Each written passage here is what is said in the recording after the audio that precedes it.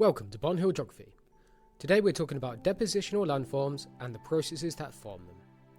First, let's talk about longshore drift. Longshore drift is the movement of sediment along the coast by wave action.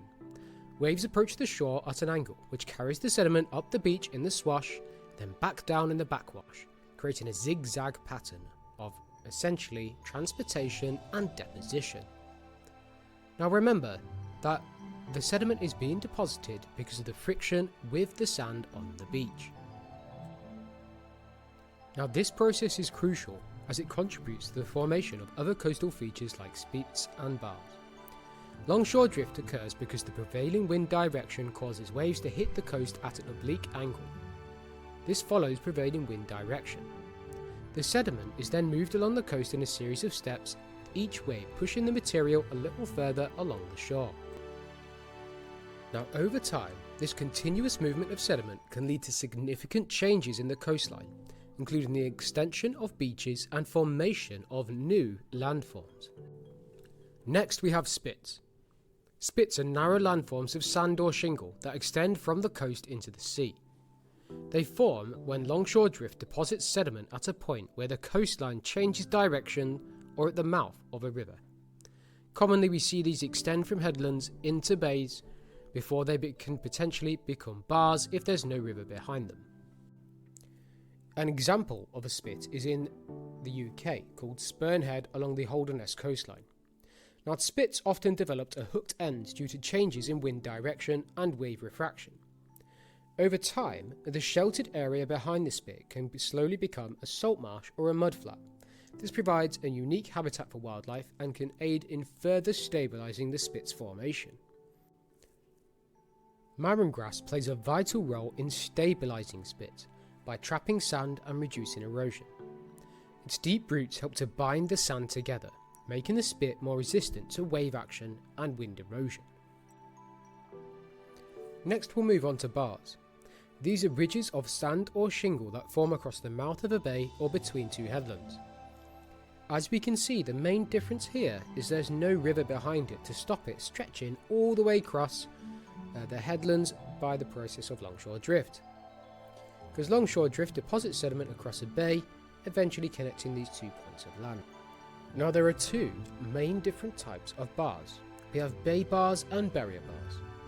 Bay bars form across the mouth of a bay, while barrier bars are parallel to the coast and can form with lagoons behind them, like the one in the video here.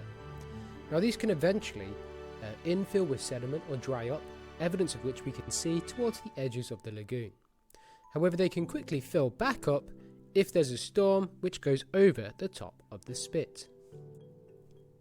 I'm not going to reread the text here, but again we understand that marram grass is essential in stabilising bars as well as our spit, because the root system holds them together. Sand dunes are mounds of sand formed by the wind, and they are typically found behind the beach.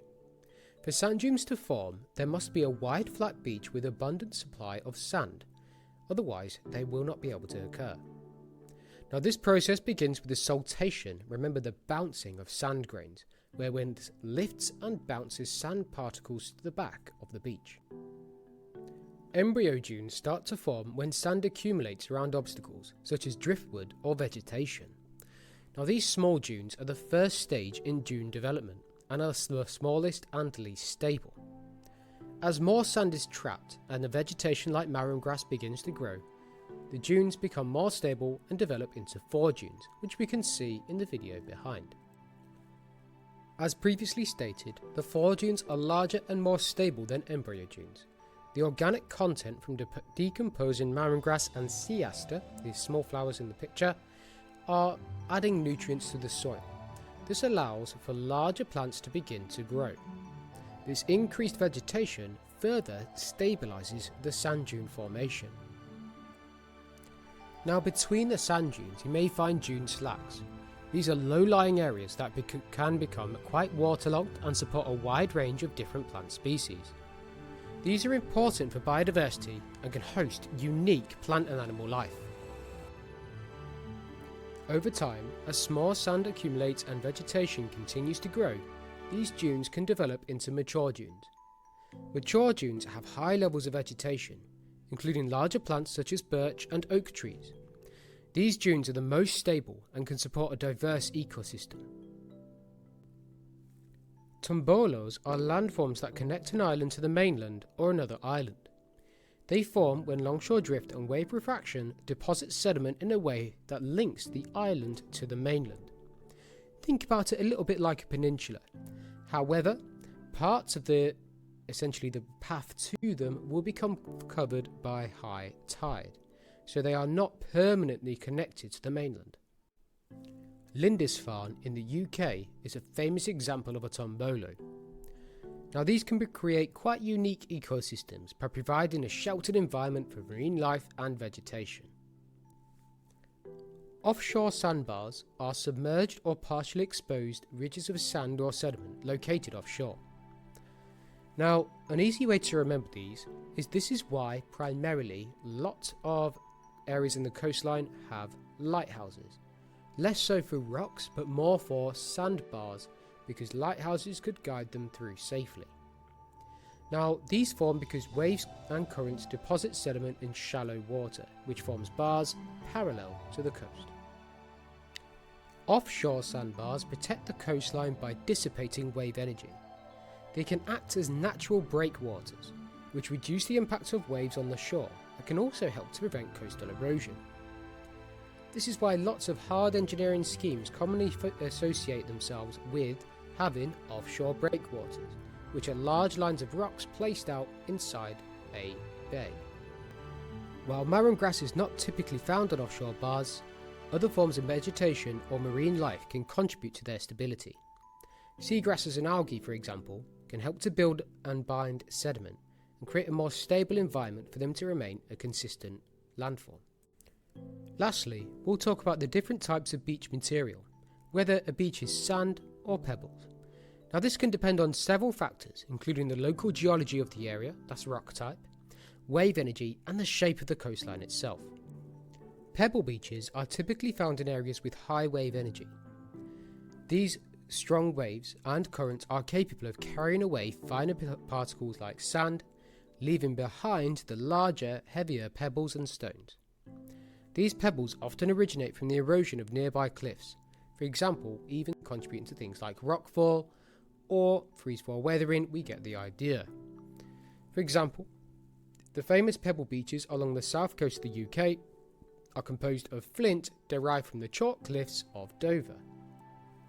Sandy beaches, on the other hand, are usually found in areas with lower wave energy, such as sheltered bays or estuaries. In these environments, the waves are not strong enough to carry away the finer particles, allowing sand to accumulate. The sand on these beaches is often derived from the weathering and erosion of rocks, which are broken down into smaller particles over time. Additionally, sandy beaches can form from the accumulation of shells and other marine organisms that are gradually broken down into sand-sized particles by wave action, otherwise known as attrition. Here are two example questions that you can see. Both of them would be 6-mark answers. Now for the second question, I've gone into lots of detail for each one of the landforms that have been discussed today. Please pause here and have a try at them before you continue.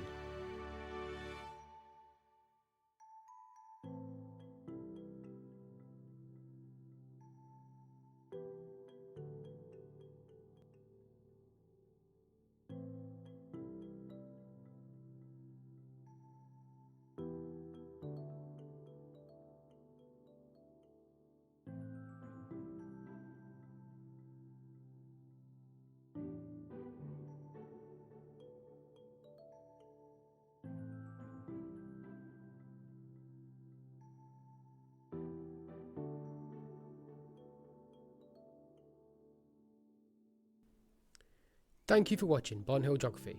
Catch you in the next video.